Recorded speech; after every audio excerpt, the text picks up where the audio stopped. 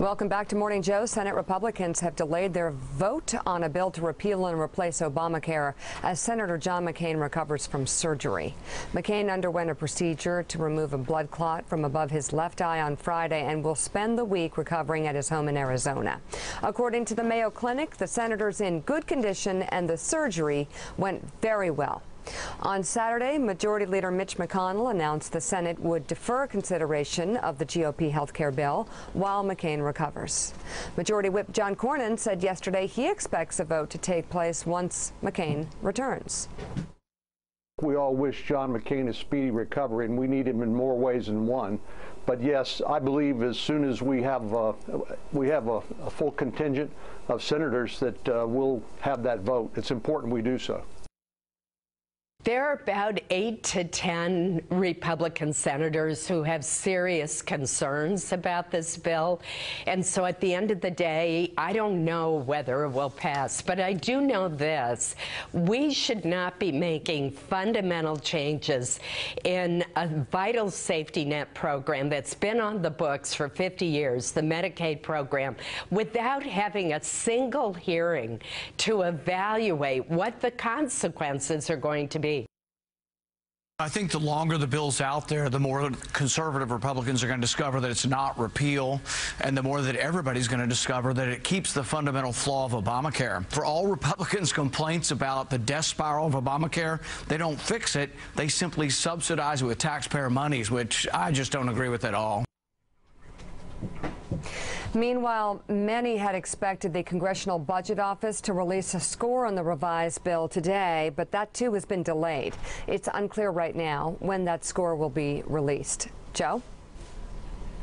Bob Costa, so what are the hurdles Mitch McConnell has to get over to get the 50 votes he needs? Many hurdles ahead, Joe. I mean, you have to start off with the math. 52 Republicans in the Senate.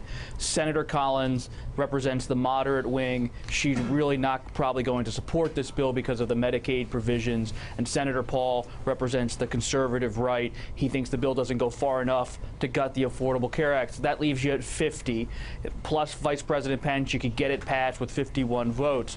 But I think the most important thing to remember over the last few days is not what happened in Washington, but what happened when all the nation's governors met at their retreat. You saw governors, Republicans like Governor Kasich of Ohio, Governor Sandoval of Nevada. They say they don't want this bill, or they're at least very concerned about it because of what it does to the Medicaid expansion. That puts real pressure on people like Senator Heller. And if you're already losing Collins and you're already losing Paul, that doesn't give you the option, if you're Leader McConnell, to lose a Heller or to lose a Portman. So that puts him in a difficult position this week just in terms of the math. Nick Confessori, that's what I don't understand. How do you get Dean Heller's vote in Nevada when you have Brian Sandoval, who, the guy has approval ratings up in the 70s? He's telling his constituents, he's telling the press, he's telling Americans that if you pass these Medicaid cuts, you will absolutely ravage health care in the state of Nevada. I don't see how Dean Heller actually fights that. And John Kasich in Ohio saying the same thing while Rob Portman is in a purple state at best, usually a blue state. How do people like Rob Portman, how do people like Dean Heller go ahead and vote for the Affordable Care Act, or vote for the GOP substitution of the Affordable Care Act, when it will ravage health care in rural communities across America that actually supported them in their runs for the Senate and also supported Donald Trump in his run for the White House? Here's how, Joe. First of all, I think the argument that the Senate Republicans are making internally is that a failure to pass the repeal is more dangerous than the contents of this bill. I'm not sure that's right or wrong. I think what they're saying to their members is if we kind of whiff on this, if we fail to deliver this thing we've campaigned on for almost a decade now, it seems like, it is worse for our majority. It is more perilous than whatever the contents of this bill are.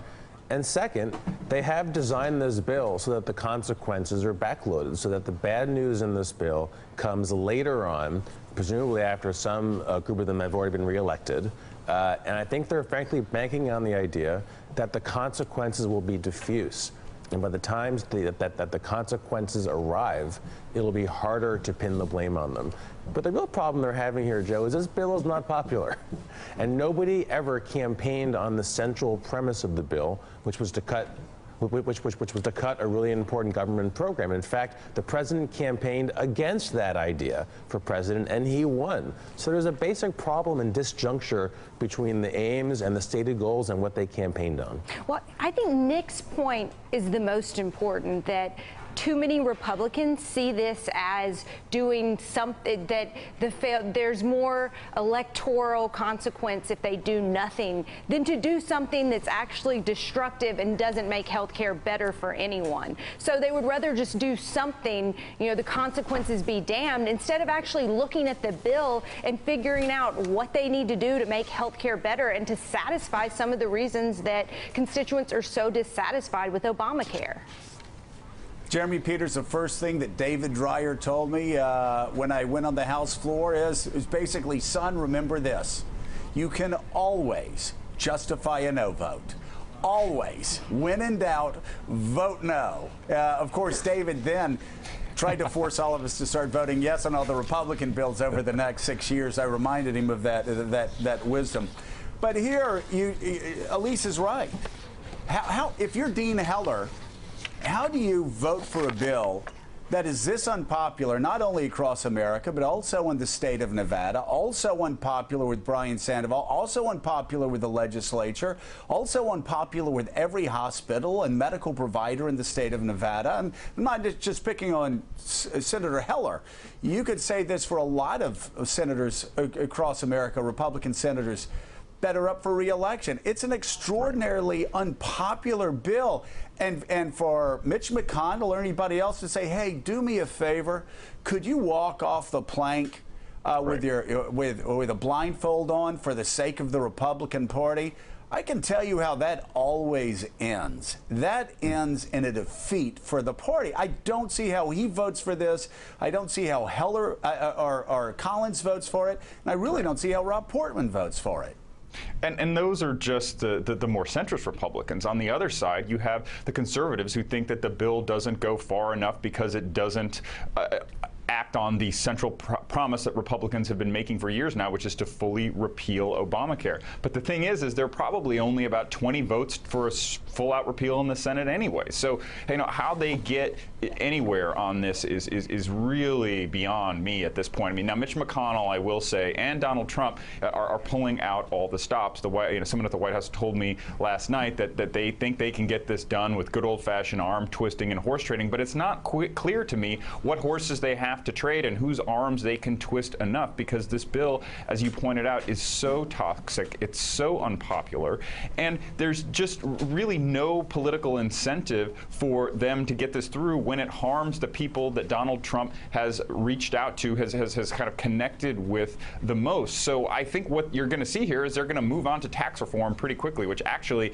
they have been working on in a much more efficient and effective manner quietly over the last few weeks.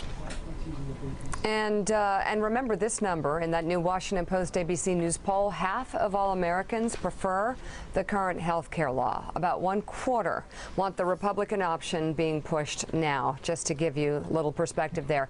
And also ahead this morning, NBC's Casey Hunt joins us live from Capitol Hill with the latest on this health care battle. And from the White House, NBC's Peter Alexander with his latest reporting. Morning Joe is coming right back. Thanks for checking out MSNBC on YouTube, and make sure you subscribe to stay up to date on the day's biggest stories. And you can click on any of the videos around us to watch more from Morning Joe and MSNBC. Thanks so much for watching.